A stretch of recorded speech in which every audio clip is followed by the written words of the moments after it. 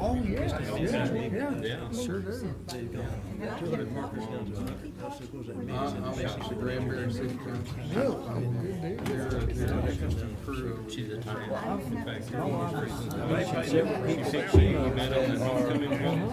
That are going through the program document on the same day have lost 8 sons. I don't know what he's doing, That's crazy. give you that chance to battle of just if you're not offset the diet, is the diet pretty good? Yeah, but I'll tell you one thing, you point up. United States, I think it's getting about Thank you. and now it's 150. Maybe the 250 is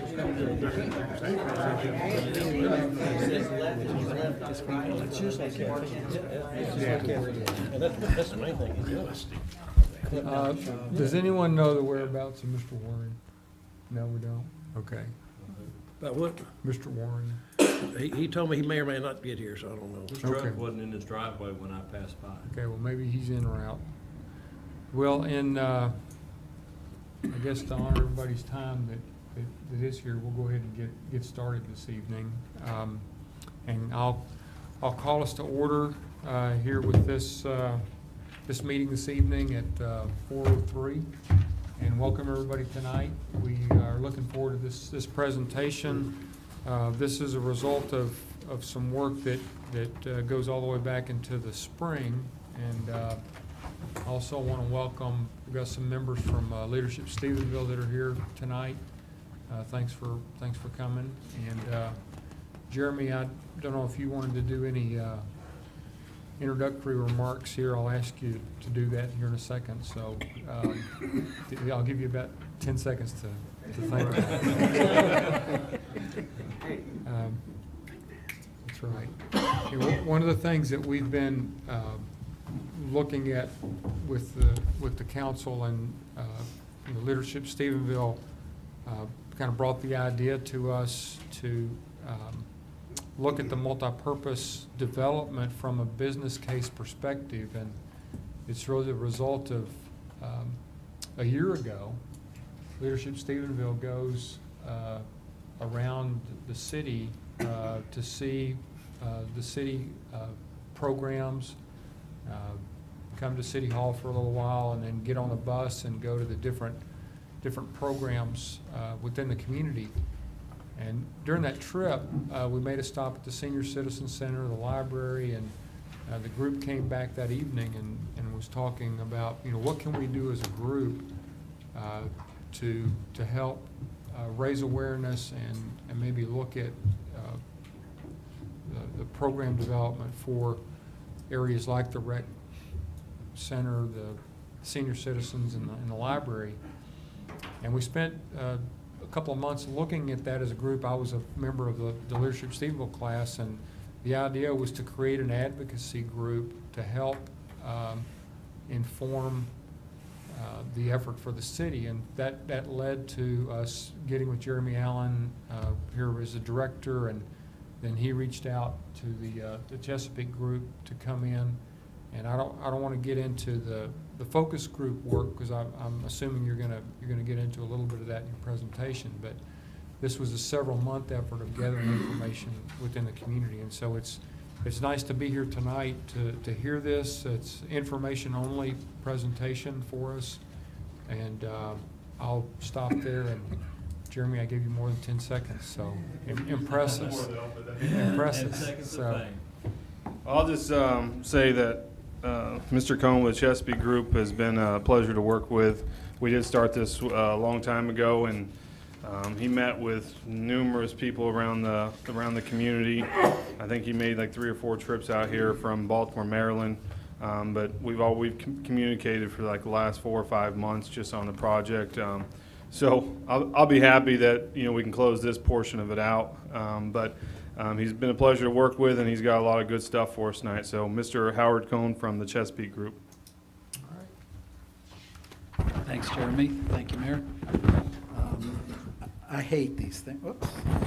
Okay. I hate these things.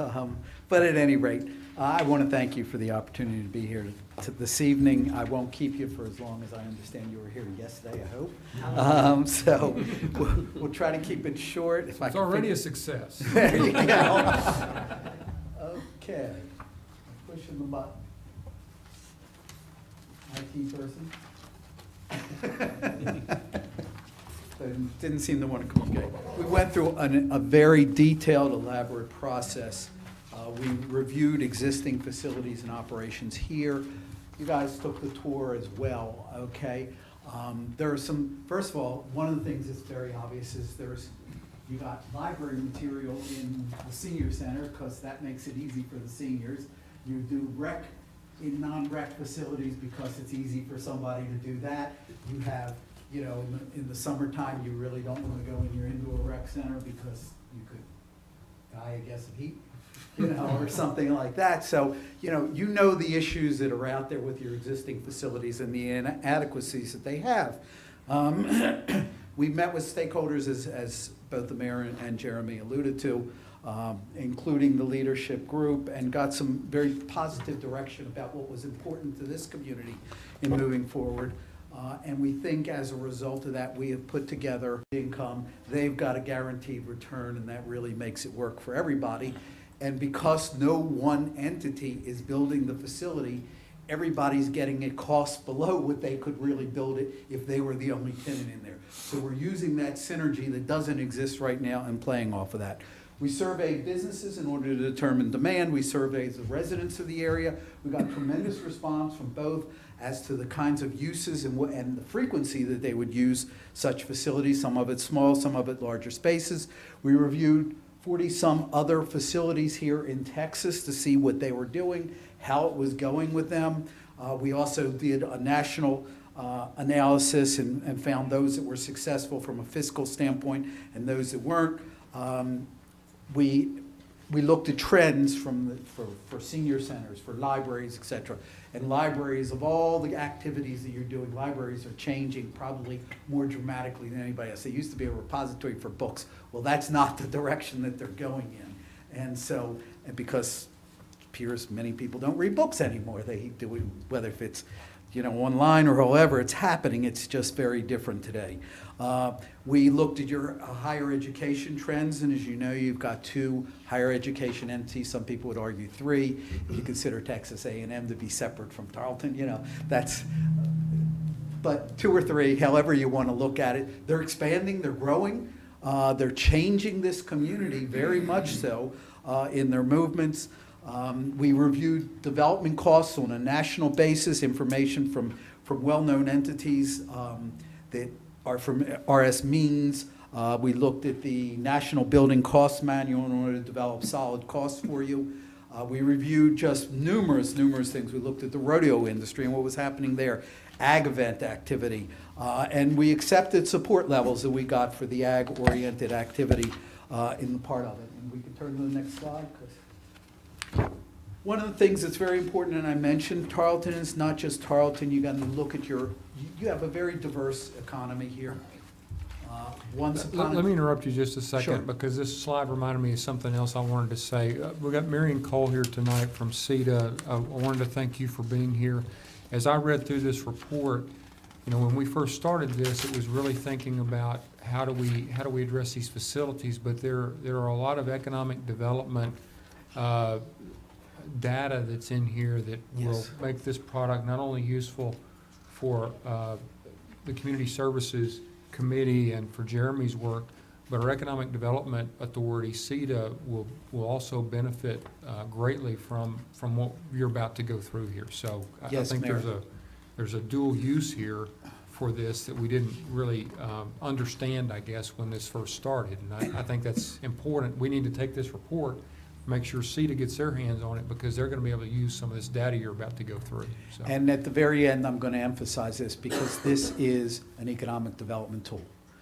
This can be a phenomenal of importance for you as you continue to grow. The local trends are really important because when you start to look at things, you know, you have a history, but I guess maybe, you know, if you look at Tarleton, okay, which is one of your economic engines now, and see how they're transitioning, you'll probably understand how you're transitioning, okay? They've moved from just their original purpose as a university into a much more diverse setting with different programs offered, et cetera, than what they originally had. When you look at whether if it's from a population increase, population trends, your household income, housing units, you're beginning to look more like communities that are to your east than those to the west. Those to the west, you are generally shrinking. You're growing. And that's a big difference in what happens, in the future and how you view yourselves inevitably. On to the next page. Jeremy, you couldn't go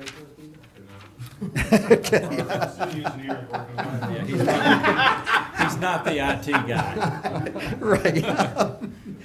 Again, economic diversity, your higher education institutions expanding. These are all important factors. Your healthcare institution, talk to the healthcare people, and they, just like your education institutions, the two major ones that are here, they just grew. They're out of their growth opportunities on their sites, okay, at this point in time. They got nowhere else to go, but they're going to continue to grow and they're going to continue to metamorphose. We've got untapped current demand. When you looked at the resident survey and you looked at the business survey, the facilities we have here today do not meet the mark for them to be able to bring in, like for your large corporations, the corporate meetings.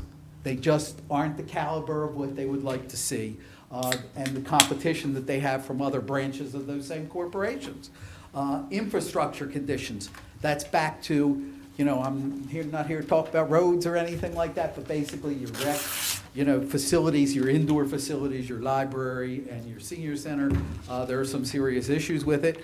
The synergy between uses, I already mentioned, but I want to mention it again, because when I went into the senior center, well, they're either doing an activity that could be in a small room, they're doing recreation, or they're looking at books and they should be in a library someplace.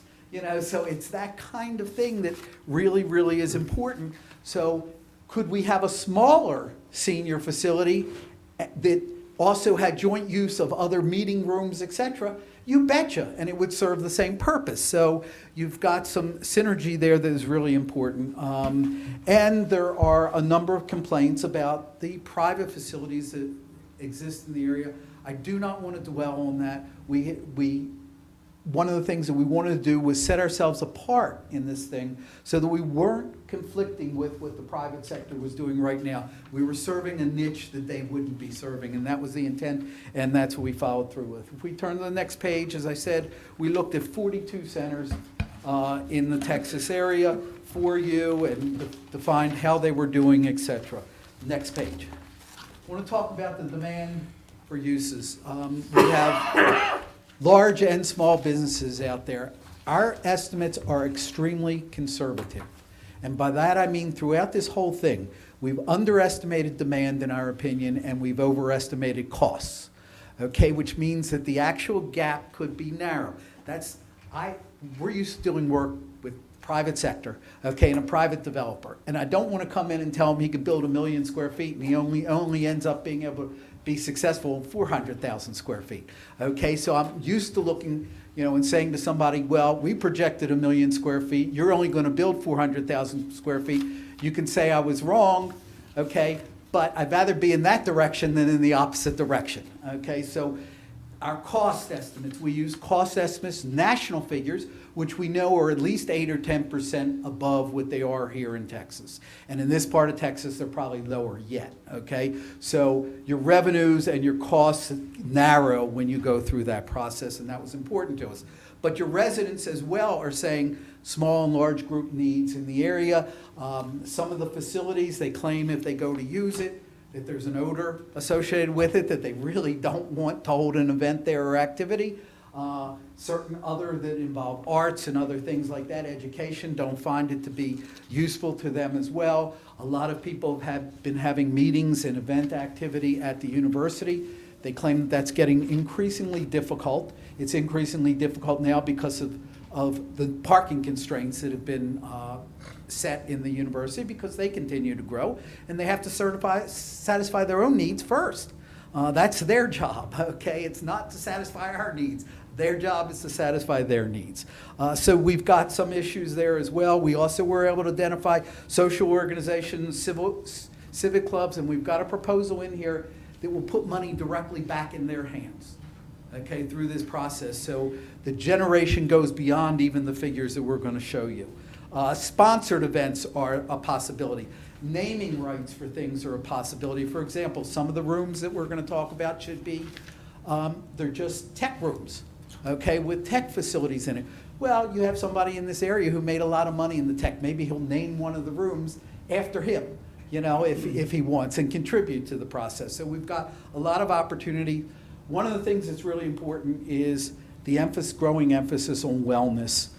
Any of us that buy insurance know that they want you to try to prevent things from happening instead of dealing with them after the fact. Now, every business, I'm in business, you know, I've got to keep my costs low in order to keep my, you know, to stay in business, because otherwise, if I'm providing health care to my people who work for me, I've got a problem, okay? So the goal is increasingly on wellness, preventative medication, and that largely revolves around not just how you eat, but how you recreate and what you do in your off time. So that's really important. So we moved away from calling the one component a rec center, indoor rec center, to a wellness facility, okay? And the library and senior center, they constantly have small groups going on using small spaces. Turn to the next page.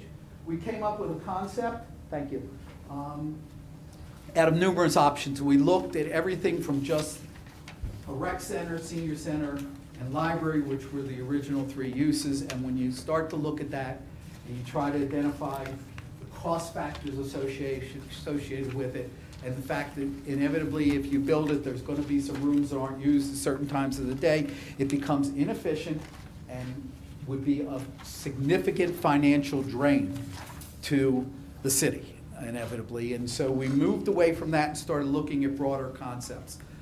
And we have a concept that has two phases to it.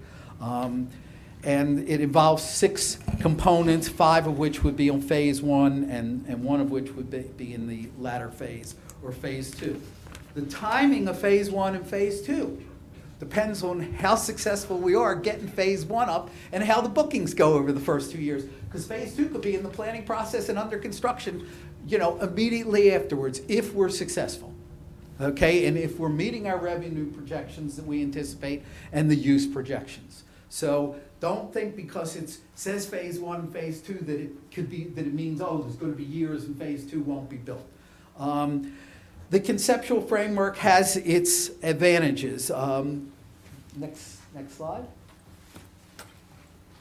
It's the most intensely developed of all of them. From a private sector standpoint, you got essentially what I would call Class A tenants. Okay, people that can fit the bill. You've got the city that is a tenant, you've got a higher education institution that's a tenant, and you've got a medical facility that is a tenant. Okay, now in our society today, I don't think you can get a surer bet than those 3 entities that they're going to pay their bills down the line. I mean, that's just the fact of life from the private sector perspective. It also has the highest level of synergy, which means we're not wasting space and we're able to contract some of the spaces in order to make it work efficiently and effectively. It also meets the greatest number of community needs and is less likely to generate physical drain on the city of Stephenville itself, that's where my head is. It was an important consideration to me before I actually was hired for the job, when I first talked to Jeremy about it. So, you know, that really is important. Components of the center, if we can move to the next page, we've got phase 1, which is our library, senior center, our rec wellness space, our meeting events area, medical and educational institution space. We've got a full kitchen for catering for the events, so we're allowing other people to come in and use the facility as well. We've also got a restaurant, concession, whatever you choose to call it, that will be there and open in the day, during the day and in the evening, that is contracted out again to the private sector. It would be privately built and developed.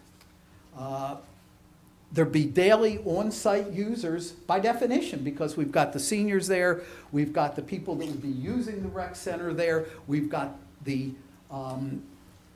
medical facility that would be using it, we've got the education facility that would be using it. So if nobody else comes in the door from outside, we've got constant use going on internally.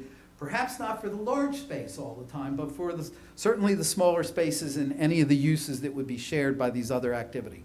We've got no private sector bonding required. So this is an operational cost issue to you. That's all that it is. The concession and restaurant is leased for private operators. What we have proposed, and I assume you have this here, most communities have it where a restaurant or a facility will give a certain proportion of their money to some group or get involved with it for a certain fundraising event. And so it's that kind of return. We could do that constantly, okay? Every month. One month it might be the Girl Scouts, another month it might be the Boy Scouts, another month it might be the Evening Lion Club, whomever it is. And first of all, what that does is gives them an incentive to come in and eat, okay, from outside on that time. At the same time, you're putting that money back directly into your community to the individuals without any impact on anybody whatsoever. The rec and wellness public-private meeting, you have an option there for the public, for the major spaces and the minor spaces in the building, and that is the developer could manage them, where he could have a management company, or the city could manage it depending upon your personnel and how far stretched they are. That's an option that is available in there. Non-livestock events and activity could be incorporated into phase one. We're separating out the livestock into the second phase. The second phase involves permanent indoor agricultural structures with climate control and significant RV facilities beyond what is available right now in the community. That's one of the major cost factors, and I'll talk about that towards the very end. Initial in phase one, if you go to the next page, are the beginning of some numbers. Total phase one is going to be about 116,000 square feet when we looked at the initial thing. But in order to make the number work, we then had to cut it back in small pieces without jeopardizing or impacting really the purpose of what we were doing. So we've got anything from the multi-purpose spaces, which are both the small rooms and the large room, of 32,600 square feet initially. The recreation and wellness to 42,000. It doesn't conflict with what your other facilities have. It would have indoor water-related activities. For example, if you're going to do wellness today with injuries, etc., you need Whirlpool. I guess Whirlpool is whatever, you know what I mean. Okay, I guess that's not a generic term. That's a company name, okay? But you've got to have the jacuzzi. Oh, that one definitely is, okay. You got to have that kind of facility in there. You have to have swimming ability, but it doesn't have to be a full-length pool, because they now make pools and things like that where you can increase the pressure that is on you, so that the harder you swim, the harder it works, okay, et cetera, so that you're getting that recreation at the same, or you could have it off. Or, if you had the seniors in there doing something, okay, it might be off. But for somebody else that wants that pressure of swimming lap after lap after lap, it gets turned on for them, and it's more than one facility. To indoor tracks and facilities for tennis, et cetera, and everything like that. So that's a full facility that we've also found in here. Your library would be about 10,000 square feet. And the medical space, what we estimated in here was 6,000 square feet. The bigger that gets, the more financially viable the project is. Okay, so we, again, tried to lowball it, okay, and keep it below so that we had a very viable project for you. If we turn to the next page, preliminary costs. The overall cost, we estimated at about $26 million, okay? Now, but the part of it, that includes, if you look at the very last two items up there, if you can see it, the medical space and the educational component, that includes about $7 million, okay, for those two facilities. Again, which could go up under the right set of circumstances. Which means for the public, and I put that in quotes, for the public space, the multi-purpose spaces, the library, the senior center spaces, The recreation and wellness space, the food service spaces, that's about $19 million in cost initially. We then were able to lower that, but turn to the next page. We then costed out, okay, if we borrow money and we use 2 interest rates, which I'm hoping our members of our committee back here can beat, okay? With the people they have on the committee, okay? So you can get even better terms, okay? And we use 20 or 30-year financing, and we use the 4.25 to 6.25 to give us a range, okay, of what it would cost on a monthly basis, and gave the developer a very, very nice return on their investment. Okay, so that they're not hurting either, even though they've got a sure thing here, but to make it very viable to them. And we came up with those costs on a monthly basis. I'm gonna, again, they'll be cut back. What is excluded from these costs are 2 things. One is land, because we have no site at this point in time. And 2, common area maintenance charges, what, there's got to be cleaning and things like that associated with the facility and management of the space, perhaps, but that depends upon, again, back whether if the city does it or the private developer does it. So when we go to the next page, then we started to look at the revenue side of things, which probably from your perspective is interesting in use. We talked to over 600 households in the area, got a response. I mean, it was a great, great response when you look at the size of your population. And people say, well, that's 600, we've got, whatever. And I say, well, do you realize all these national polls that we see all the time are only samples of 500 to 1,000 on a national basis? Okay, this is 600 locally. And people told us exactly what they would use the facility for, that they have control over. We didn't want to just know, oh, you're going to have an event, somebody's going to have a reunion next year. Who controls that reunion? Could you bring them to Stephenville, given that you are the one who's controlling it? And they said, absolutely, if I had a facility that was here. About 13% of the respondents said we didn't need any new facilities. That meant 87% said, what we have here, I couldn't do it here, I wouldn't do it here. So think about that loss of activity, because in the end, when I talk my final last pages and I go into the economic benefit, that's where it accrues from. All these things in your large events that we're talking about here that the businesses told us about, that you've got restraints right now on some of your organizations that the existing facilities only hold 500, 700 people comfortably, but they'd like that, but they know they could draw 1,500 people. You don't have concerts, you have concerts certain times of the year, but not other times of the year, because you really don't have a facility which you can hold them in that's large enough to accommodate somebody. Those people aren't coming here right now. None of these people, none of these activities are happening here in this city right now. They're happening, but for want of a better term, you're exporting the dollars. Okay, and that's a really critical factor. So we were able to, very conservatively again, based on only what the businesses who responded told us. Now, there are hundreds of other businesses out there, so if we end up with another 10 or 20 or 30 from them, that only ups these figures.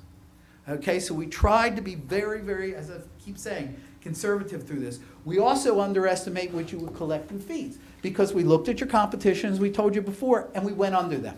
For the first couple years, we would suggest that. Okay, so your competition, in a community that's 40 miles down the road or something like that, you can get them in here the first time. Once you get them in here, if you got a good product, they're going to come back and you can raise your fees then to what they're charging. Okay, so that's kind of, the way, my brain thinks and the way I like to operate too. So the fees are under what charges are out there right now from your competition. And that doesn't mean local competition. That means from this broader perspective. So we have large events and activities, and I'm going to focus on that more because in doing our estimates of the impact that this thing has and how you generate money from it, we left out the small groups. Okay, we said, okay, let's not deal with them. Okay, let's deal with the large entities that can come in here, that can do things that we know aren't here totally right now under any circumstances, because we don't have a facility big enough to handle them. If we go on to the next page. as I said earlier, the beauty of this is we've got shared space.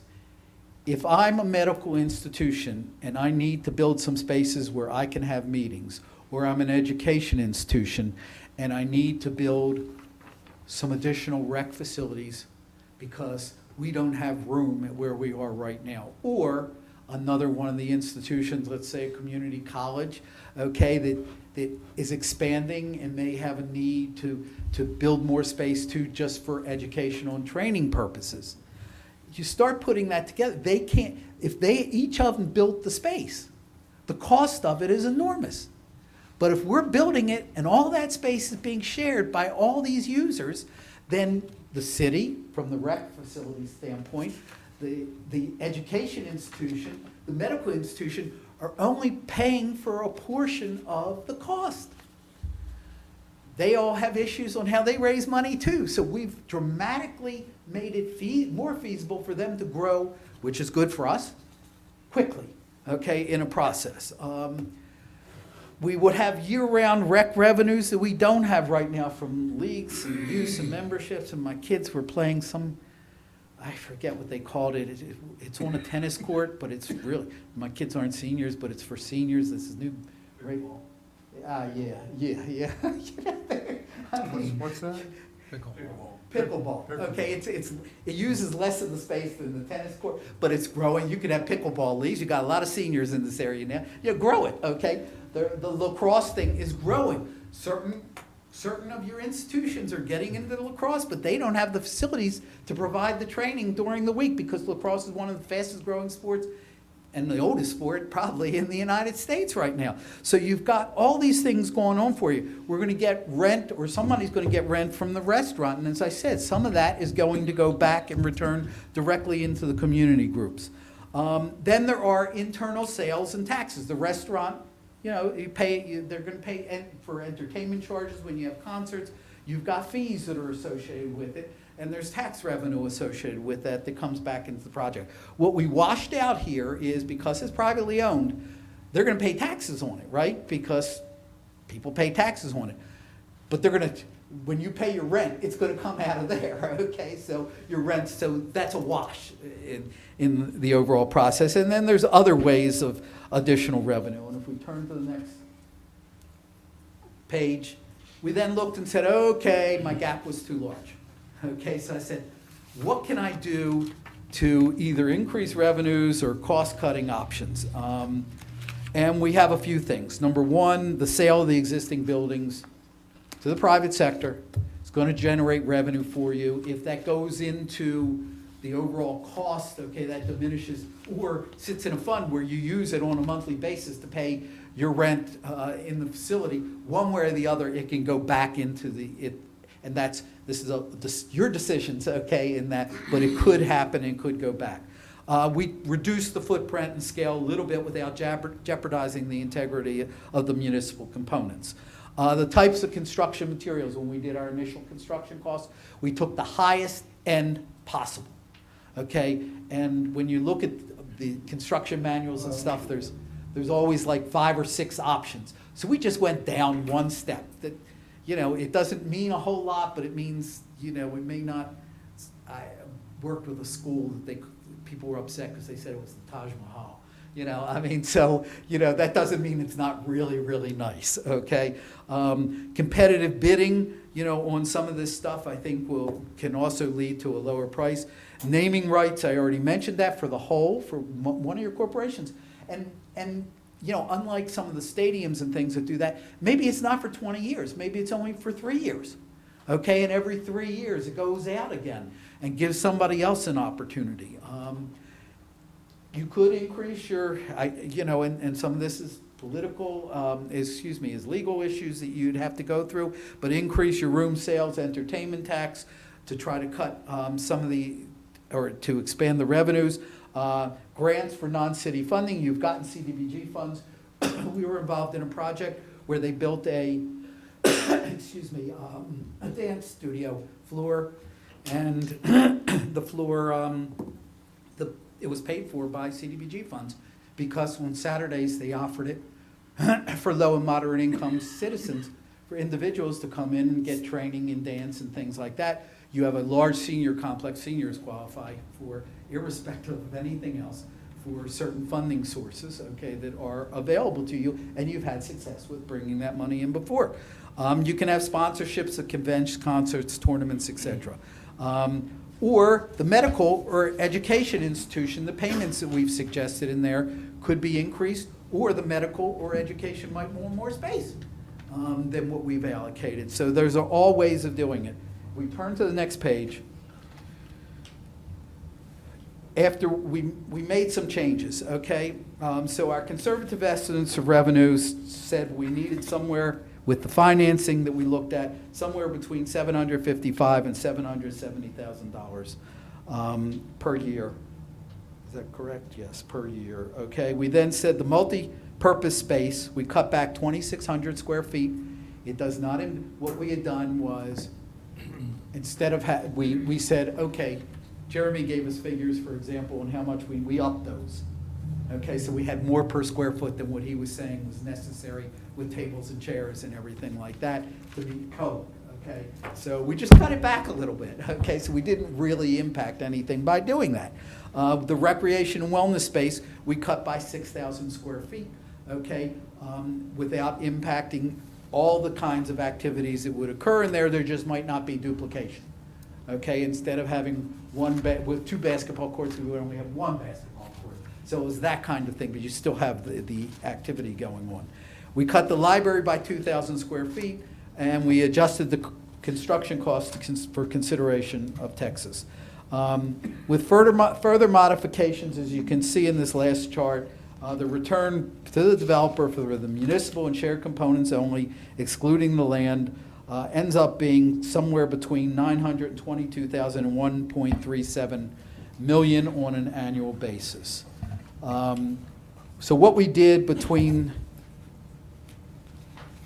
that table at the top is important. That's your revenue flow, estimated and broken down. And as you move forward, first, 2 things that are important when you deal business with us. If Jeremy calls us 6 months from now, or 3 months from now, or a year from now, or 2, we always answer the phone. We always give him what he wants. You're our client at this point in time. Okay, that's the way we've always done business. And hopefully we'll continue. We've been in business 74. I don't see us going anywhere.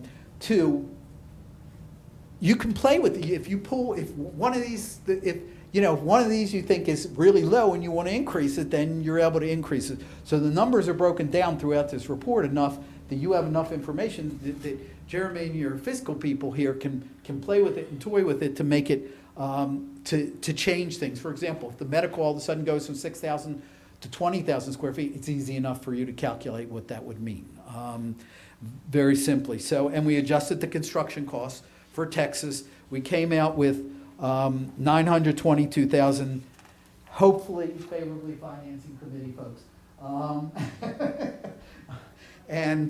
So we have a gap really of about $151,000 between your revenue and your cost, okay?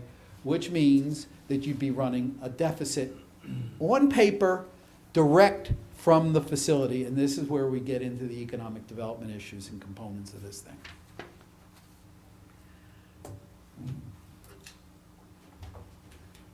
In doing our estimates, first of all, as I said, we only considered the users of the larger space. We're bringing in concerts, large meetings, 1,000, 1,500 more people. The building will actually, if you combine the ballroom, whatever space, the large meeting space with the recreation, I mean, you can hold an enormous number of people there, okay, for a concert, for example. So you're bringing in thousands of people that are not coming here right now because they don't have the opportunity to come here. We then said, okay, let's be very conservative on our spending options. And if we turn to the next page, we turn 2 pages now.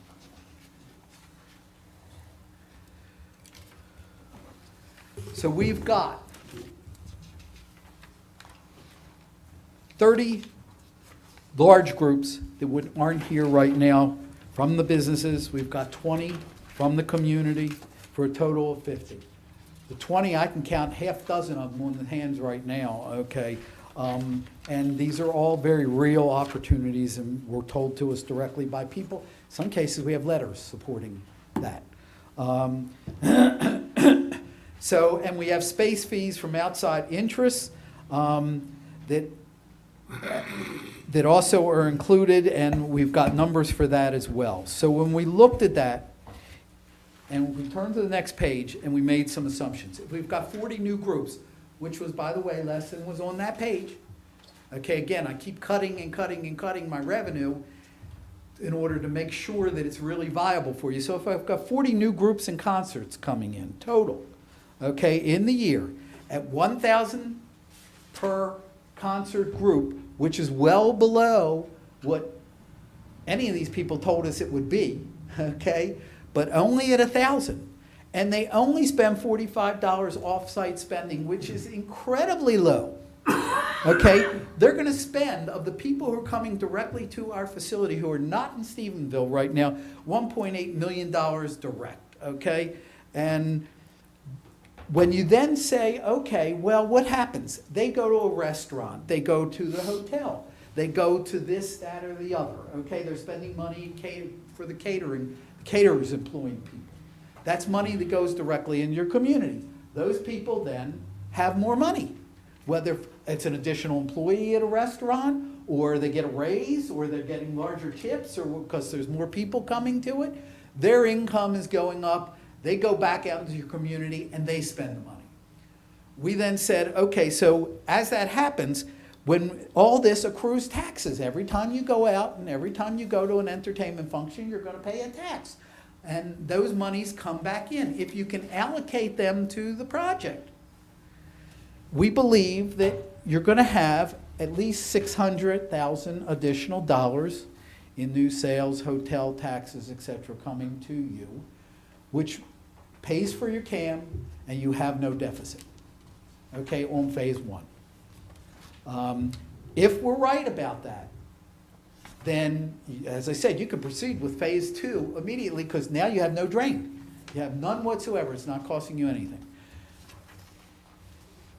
That's where the economic development thing, you're talking thousands and thousands of people coming in here.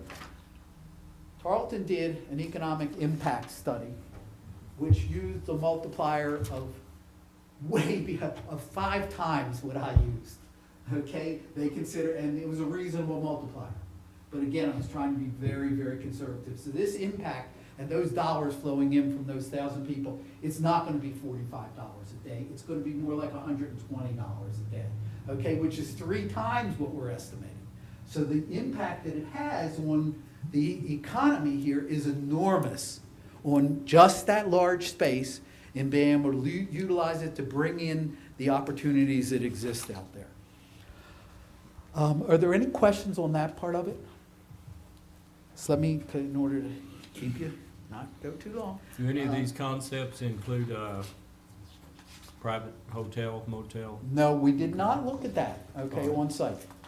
Okay, and again, one of the things, we were very careful not to, again, conflict with the private sector that's out there right now, okay? What we know about the hotels out there, and again, this is great for them, because right now they do business when Tarleton's got something going on, and they'll tell you that, okay? And a couple other times.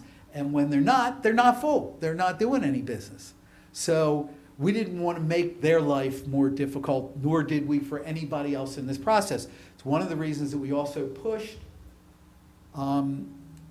part of the project to phase 2, okay? We have an entity out there right now. There should be some serious discussion about them, about whether or not they plan to do certain things to make improvements to their property. If they say absolutely to you folks, no, they're not going to, then you're not in conflict on phase 2 at all. It's really that simple. If they're not willing to do it, if you want to be in that industry, somebody's got to do it. So, that's the way we looked at the world, and that's kind of the answer to that. There's steps that you need to take. These are all. Let me Yes. just stop and Yes, ask Mayor. a couple of questions, just to play back what you said. You surveyed 600 households Responded to us. responded. Yes. Actually responded. Actually responded. Which times 2 is 1,200, assuming, which is equal to or greater than most elections in this town. You also interviewed 100 businesses. We got a Okay. response from well over 100 Okay. businesses, yes. So the, the increase in revenue that you're talking about has assumed everybody that is doing something today continues to do that. Yes. And these are events above that that are not currently taking place here. And cannot take place because the people say our facilities are not adequate to accommodate. Do not have that facility to operate. Okay, the 151,000 deficit is a way that you have gone through this from an accounting perspective, because you can't say how we, the city, would choose to collect and distribute a $600,000 increase in revenue. Correct. Because today, some of that goes to the chamber and hotel motel, some of it goes to Fine Arts Council, some of it goes to CETA, some of it's used for operating funds. But I think what you've just said is that we do all of this and have 500,000 extra dollars a year. So essentially, yes. Okay, I thought that's what you said. Yes, that's money we don't have in our pockets right now. Okay. You also alluded to medical interest. And I know personally, I sat in a conversation with, we had a rep on our Leadership Stephenville class that is an employee of Texas Health who spoke about this wellness issue and the potential for investment in wellness type facilities. Is your estimate for medical space based on a projection on their part, or just a Just ours. just an estimate? Just to get ours. I think it space? may be greater than what we had. Again, that's my Okay. conservative binge, it'll probably be greater as far as space needs. Okay, okay. All right, thank you. How did you survey the households? Was it It the was Survey online, Monkey? it was done online. Survey Monkey? Is that- Yes, through Survey Monkey. Right, okay. Mostly it was done through the chamber. They have a record of that. Yeah, we got the survey results. Yeah, we have the survey results. It's in the results are more in the document than they presenting here. One of the things I found is don't go through a whole lot of numbers, because numbers have a tendency to just get confusing to people. And you had like 87% sort of approval. Yes, Well, that says a What we needs get on the basis. street, but What you're sampling is the need or the demand for it. correct. You never proposed a question like, would you be in favor of this if it raised your taxes or anything along those? No, we did Okay. not, and we were trying, we tried to come up with a proposal that doesn't do any of that anyway. That's the whole point of the way we set this structure up, so that you really don't have to raise taxes or do anything to support it, other than build it. And we're saying let the private sector build it. They will be much more efficient and effective at doing it than what we would, and particularly if you bringing in these other uses. And they are critical to this. As I said, when we looked at just recreation, senior, and library, you'd have a heck of a deficit, okay? It's when we added the other components to it, particularly the medical and education, and we started sharing all the spaces, that's when the numbers started to work. And that's really a job for the private sector, not for the public sector. I didn't mean to interrupt you, Jerry. I'm sorry. Did your question get answered, Jerry? or- Okay. Can we go? So let me just Yes. play back one other thing I think you said, is that, and this is what Rhett was just bringing up. Your assumption is that the private sector finances and builds this, and then the city participates as a tenant. Correct. So there are no tax increases? there No, are no tax bonding, no dollars, nothing No like that. bonding. It's a private sector development, and we lease and use that space? Yes, Okay. yes. There is our community, Harry Woodward was just named as a national chair on the Disabled American Veterans Board. And there's a huge demand in our county, in our nation really, but our county is a reflection of that for VA outpatient care, PTSD type work. Is that room and that area something that would accommodate? It makes all the sense in the world, because many of those people that are, well, there are some unfortunately younger people that are suffering from it, but many of them are still seniors from Vietnam and other places like that that have serious issues. And again, if you look at the seniors, you know, that, yes, it fits perfectly in there, whether if it be that or something else that is related to disabilities of any sort. And by the way, that was another thing I really didn't mention in the inadequacies of your existing facilities either. Yeah. So the other uses or facilities like you're talking about there, the Texas Health has the Better Breathers program, and then Tarleton has this rehab program that's really intended for traumatic care recovery. So this, when you're talking about synergy in buildings, it would be, it's not really a medical facility in that you're going to get treatment. You're going, they're like the Better Breathers Club or the place where they, you know, just help people walk that haven't been able to walk. That's and the such. wellness rec part of it, as Okay. well as they could have some treatment depending upon what it was on site. That's up to them. That's why one of the steps is to get together with those folks. But that's why you're saying these spaces could be jointly used, because it's not like it's a technical hospital medical room. It's more of a rec space that has Yes.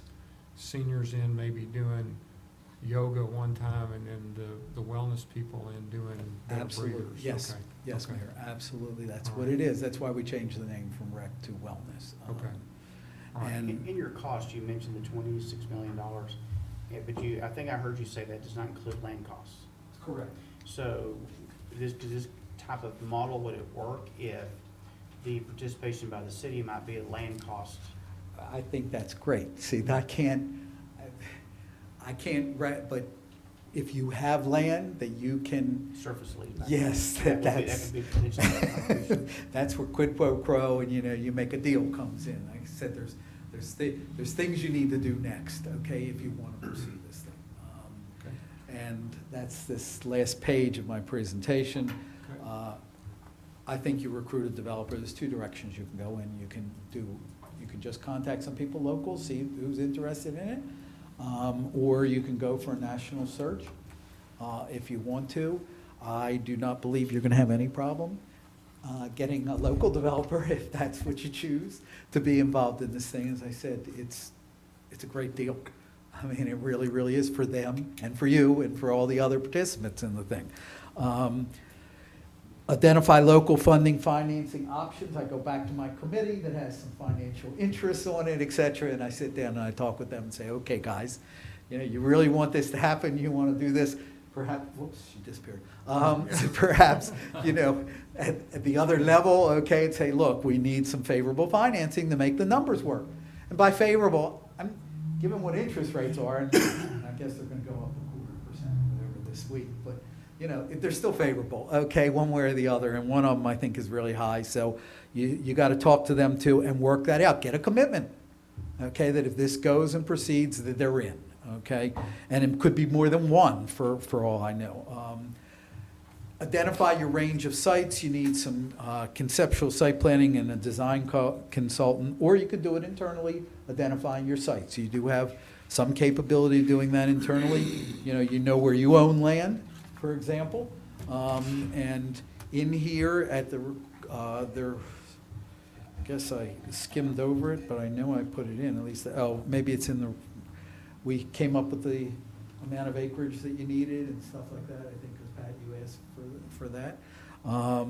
What is that amount of acreage? For phase one, it was relatively small, okay, because you're talking, it's gonna be 2 stories, okay? So the actual footprint of the building, and then you're talking, you know, most of it will be taken up by parking around it, because you need a large kind of parking. When you get into phase 2, when it becomes an issue, because there, your primary parking need is for RV activity, which you're gonna need 6 times the amount of what you need for standard parking, so, I really did think, I think I glossed over it at some point. I believe you had 2.2 acres. That for was the it, building and yes. 5 to 7. for Okay, parking. yes, the figure, I thought the figures were those anyways. So, you know, the phase 2 is where you got an issue with land, okay, and it's in What was that? accommodating land. What's that acres for phase 1, would you say? He said 2.2 for the building approximately, Right. and for parking 5 to 7 acres. So 7 to 9? Yep, total. That's for phase 1. Phase 2, again, the parking needs are the land for parking is enormous. I mean, if I understand you right, you're talking about the person that's gonna spend this money is gonna be a private developer. That's and correct. He's making money back, so. The tenants inevitably pay for it, okay? When you look at the situation, it's part of your common area maintenance charges, et cetera. So that's why I said, if you're able to allocate a certain portion of this new money that is coming in this community in taxes to this project, you'll be fine, okay? So what would the next step be? We try to find somebody to build it? Next step is, yeah, to recruit a developer, okay? And again, you got 2 options here. 37 or 38? To identify the local funding, financing, 1 through 3 really, you should all occur simultaneously, because there's enough local people that are involved, have been involved and understand what's going on here, okay, and know about this. Identify your range of sites. Those are the 3 things that I would do immediately, okay? Start to get feelers out there for those. And follow that by this actual selection of the developer. You want that person to be on board before you actually do any design, because it's theirs. It's gonna be their project, but they need the input from the medical institution, from you, or medical institutions, I should say, because it could be more than one, okay, from a higher education, 1 or 2 institutions, because in talking to various people, I mean, one of them said to me, gee, we wish you had been here 2 years ago, okay, and I said to them, I said, well, at the rate you're expanding, I think there'll be an opportunity 1 year or 2 from now too, and they said, yeah, probably, okay, they just have difficulty getting money, but we've taken some of that away from them too, because they're just leasing space, okay, so, you know, that's the way it is, so you select your developer, and that should occur as soon as you can possibly do that. You meet with the medical institutions, you do your preliminary design, you seek naming rights activity for smaller spaces and for the larger spaces. You have the developer negotiate with the medical and education institutions.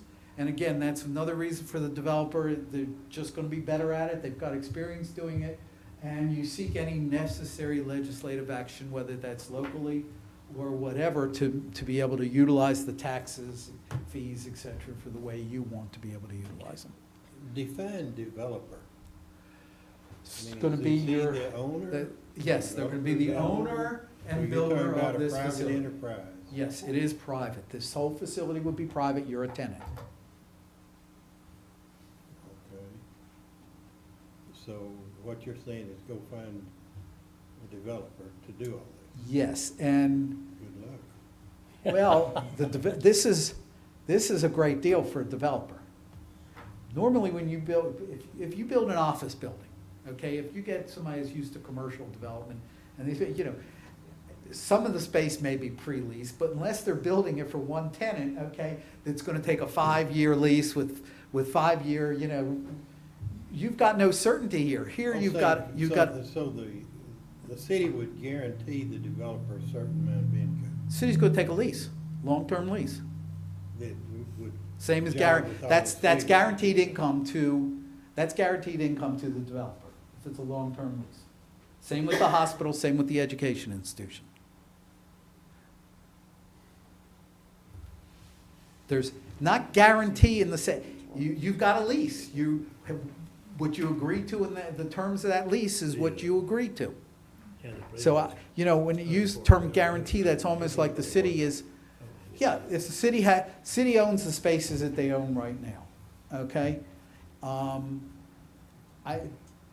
Jeremy, is there anything? So the reason you're saying it's a guarantee, but it's not really, is that we have a library, we intend to keep a library, Yes. and we will need Going to one have a way or the library other. somewhere. Yes, And so if this space meets our need, then it would be viewed as a long-term arrangement. yes, That might be a 30-year lease that we would yes. sign. Or 10 years. Which is why with- you're saying it's lucrative to a developer, because they've got a long-term tenant at the beginning of this. And that they know we're gonna pay the bills. They're gonna live by the lease. And if you look at the three components of it, each of them is gonna be capable of doing that. It's, to me, you know, if I had the money, If you had 26 million. you- right, I'd do it today. So, we should take this to Short Tank. Actually, yes, there are a couple people on there, Mark Cuban, for what, I can't, I guess it's being recorded, you know, somebody like him who deals in this kind of arena, Mark Cuban would be very interested in something like this. Some of the others are too retail oriented and Does stuff. the committee have y'all looked at this before? Is this y'all's first? This is our first, The first. the finalization of this stuff, this is our first look at it all.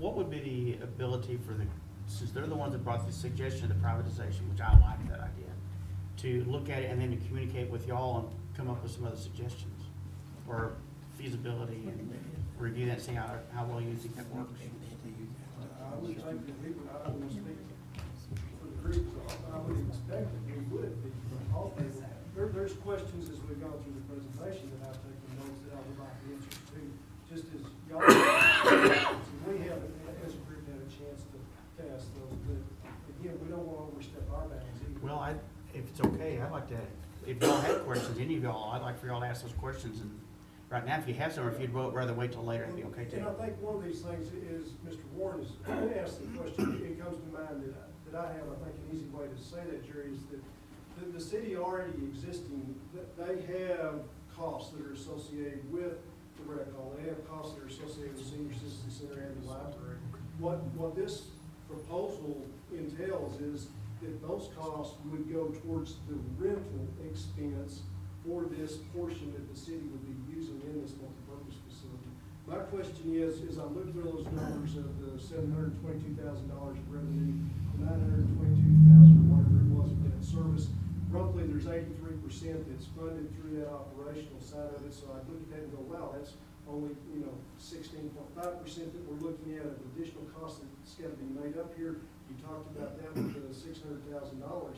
But again, I think to get a true picture, if I'm sitting on that side of the table over there, what is our cost right now? What is the city's cost going to be that makes up that $722,000 worth of revenue? Because again, what we wanted to see as a committee, what we envision in this is this cost differential of what the city supplies and funding these three groups is here, the service fees or whatever is here.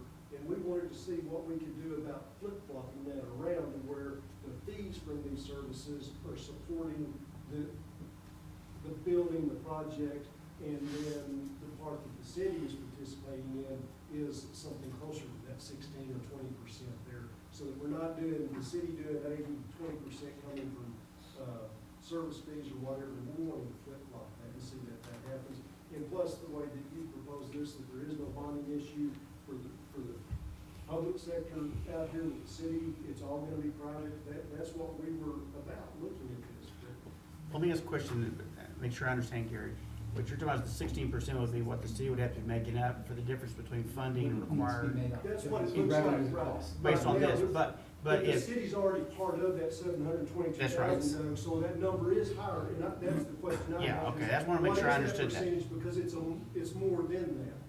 But again, if the allocation, I understand what the gentleman's saying, if this is successful as it's being proposed, then it's bringing that additional revenue. If that additional revenue can be earmarked for the cost of this project, the city's cost offset also releasing property we currently own, like you mentioned, or selling a piece of property. There you go. I don't know that you get rid of the rec building down there because. it's No, a but you've public got, we've got works senior building. citizens building, got a library. Yeah, but you've got others that you could turn back, get them on the tax rolls, get somebody in there. Because we're making taxes on it as well as we get the cash out of it. Exactly, yeah. We're here to do whatever you would like us to. Well, we want to know also, or at least I'm just speaking for me now, I can't speak for the council, but, you know, what are the other things that we need for y'all to be able to make this successful? Because this is a great concept. It would be great if we're funding 16% of the cost rather than 84% of the As a cost. taxpayer, I would like to see Absolutely. that happen. And if we can make that happen, then we'll do other issues like this. We'll be successful in the future. But we're here to do whatever you Well, I can't speak for me. I hope I'll let the mayor take over here, but I'd like to see an opportunity. I don't know what your contract arrangements have been, but have them have an opportunity, at least through Skype or a phone call or whatever, That's no for y'all to problem. get together and come up with and bring a committee suggestion to us and say, here's how I do that, including some things like going and finding some other brokers outside of town or developers. Like I know in Granbury, it was Goldman, let me see, Goodman Way, not Goodman Way, Goodman something, that did the hotel conference building in Granbury. They're out of College Station. And there's other people like that who'll come in and do some other kinds of arrangements where the city owns part of the process, the private developer owns part of the process, split rates. There's a lot of things like that. So I'd like to see some other options for funding either construction costs and or operating costs as well. One of the things Jeremy's mentioned before when we talk about this other this other building outside of town is, how do we do it in a way that cash flows itself? You know, and so, I mean, you start looking at the square footage and acreage, that piece of property out there, sounds like it fits this for phase one and phase two pretty well. And that's, right now, the cost of that out there is not bad, because we own some of the property, and some of the other properties at a pretty good rate right now. So I'd like to see the committee take some of that material and it's an ad hoc to us somehow, I don't know if we can do that legally, bring some recommendations. Well, and Again, I mean, if we're charged with that, I'm sure we would be happy to serve. Well, one of the reasons that the council back in April or May, when we passed a resolution to seek the assistance of this group. It was a unique situation within Leadership Stephenville that had representatives on it that, I mean, like you just heard Gary get up and off the cuff talk about, there's some expertise in that group that is just phenomenal. And, you know, with Carrie and David and Matt that are here tonight, you know, representing the class, there's bankers and executives and marketers that are in that group that actually can give a really good once-over to this idea and come back to us with some questions for us to pose, or maybe some reassurance to us that this really is what it's billed to be. So, you know, Jeremy's got kind of the control of the group formally from the city staff, and so it's a very reasonable approach, I think, for us to say, hey, we've heard firsthand the report out here, and now let's let this group here kind of give it a once-over and see what we can hear back from them. Does that sound like a reasonable approach? Sounds reasonable to me. Do each of them have a copy of this book that we have yet? We can get that. We can get Big that. first step, getting this in their hands. Yeah. It's a great idea. So, I just wanted to ask him a couple Yeah. questions. Electronic. Doug mentioned Granbury. There's an article in the Granbury paper from March the 4th of this year that said it was costing them, their conference center was losing $300,000 a year. And one from the Glen Rose, one from September of this year, said they just cut their annual loss from $1 million to $400,000. I wonder why ours would be so much better than theirs. 99.9% of all public sector-owned conference facilities are losing money. 100% of those that are private-owned are making money. So that can be the difference, you think? Big difference. And Ownership. And I just want to make Yeah, a if statement. that's true. I want to interject something here. Jeremy kind of took some flack recently, a while back, when he talked about the other option we've looked at out of town, about looking at this as a way a business would operate it. Well, he did that because I asked him to do that. And I think it's because of that very thing, is government always loses money. So how can we look at it as a business and make it operate as a business? Because that's what it is. I'm sorry, it's a service, but it's a business. And so I want to defend Jeremy, what he did that day, but also just what the comment you just made. If we run it like a business, it can pay for itself.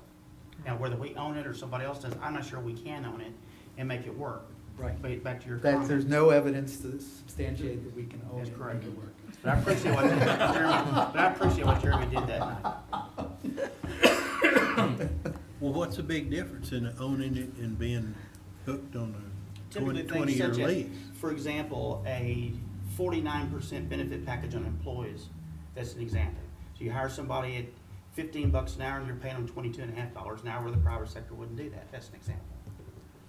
That doesn't Retirement answer plans. what the question I've I'm got in sorry? my Yeah, head. it is. I mean, if you lease it for 10, 20 years, you might as well own it for that 10, 20 years. So there's not that big a difference in owning it or leasing it. But They're I think just the not. proposal, Jerry, is that we only lease part of it, not that we lease the whole building. We're leasing a portion of it that we would currently be using for library, senior citizens, and then we may have access to some of the utilization agreement with multipurpose rooms, et cetera. Yes. But that the actual ownership of it's by somebody else. Leasing is becoming a much bigger option for state government than owning property. Such an example is that, what we've done just recently with leasing vehicles instead of buying vehicles. From a capital investment perspective as well as a turnover, how easy it is to keep turning those vehicles over and stuff. It also, I think, puts the burden of financing on the private sector versus the government. And that's a big difference, where we don't have to, as a city, borrow money to do something that we can allow the private sector to do that. And then we end up with the same product in the end. Another option might be to finance it with government funded at 2% note or something, and then lease it back to the developer with a guaranteed requirement, which may be what you're referring to. It could have been what, I have to think about it, that might have been it.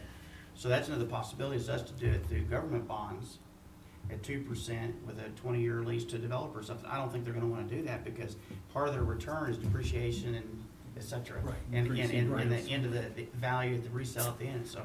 You know, and that's where somebody like a CPA in the business world would be able to give us some advice on that. That's why I appreciate y'all doing that. I do, You real know, lot. also think about maintenance costs. I mean, typically, if somebody else owns the building, they're the ones that have to upkeep air That's correct. conditioning and things like that, as opposed to, you know, the city has to take on the maintenance costs as well, so that helps. And in fact, you save some of your money on your existing facilities that you won't have in the new place. Like maintenance costs is one of them that you So have if right it's now. privately and owned, they pay. They pay for that. Yes, I mean, you pay for it your inevitably, lease. but you're, Jeremy, they pay real estate taxes. Yeah, and they pay Also taxes still too. have to pay taxes on it, right? But they also, you know, air conditioner goes out, guess who typically would fix the air conditioning instead of paying $10,000 from the city standpoint, the developer for the. Well, a triple net lease, there's some other things that you have, the lessor does do that. Let me take you back to a question that Mr. Warren asked that I think is, I mean, it's your step one, so it's the most important question to ask. The current economy and the ability to attract a developer to a community our size, to a development this size, what do you feel is the potential for that? And is it a financial center in Dallas that would be interested, or would it be a financial interest in the East Coast that would have to be attractive? I think it would be a financial interest that has some experience doing something similar somewhere else. Okay? And there's nothing, you know, once somebody has done it, and sometimes they make mistakes doing it, but once they've done it and they can see what kind of deal this is. I mean, if you looked at it, suppose one of your medical institutions came to somebody and said, okay, or one of your higher education institutions says somebody, we need some additional space, and we're gonna need it in a year and a half down the line. We don't want to go through the state legislature if it's one of the state institutions, et cetera, in order to get that funding, but we can put it into our operation budget. A developer would build it for them. Why not? I mean, they got Right. a long-term, great tenant. Yeah. And that's what this whole thing is premised on. Plus, each individual component is saving money because they've got the shared space and the shared use of that space. So if I'm a medical institution and I want to build wellness facilities and I got to pay for it all myself, it's very expensive, but now I've got essentially the city paying for it, the education institution paying for it, outside people paying for it, et cetera. So, so it just, from the developer's perspective, I don't think you're gonna have a problem. In fact, I would be real surprised if you don't have some local people who don't step up, take a look at it and say, I'd really be interested in this. Okay. All right, so, want to thank you for your presentation. Are there any other questions before we wrap it up this evening? I would like to have a motion, I guess, to accept the report and to task the, what's the group called, Jeremy? Leadership Stephenville The 2015. freebies.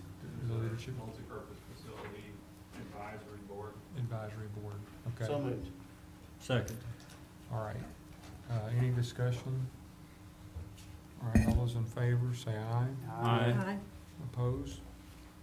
All right, that's unanimous that we'll accept the report and then ask for input from the advisory board, and Pat will just work with Jeremy on timing and scheduling of that. And I think this is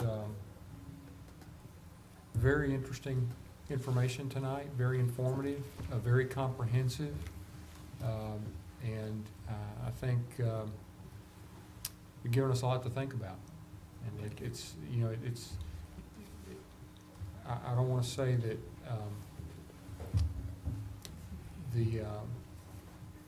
I don't want to repeat what you've said, but I will say again that this is an area of our community that has a large need. And for us as a council, as a community, through an extension, to come up with some viable alternatives versus just ignoring it and saying that we just can't do it. I think you've given us a sense of direction and hopefully a desire to try to move forward in this. So thank you. And Mayor, we'll continue to presentation. work with you to get All to right. see it through, so.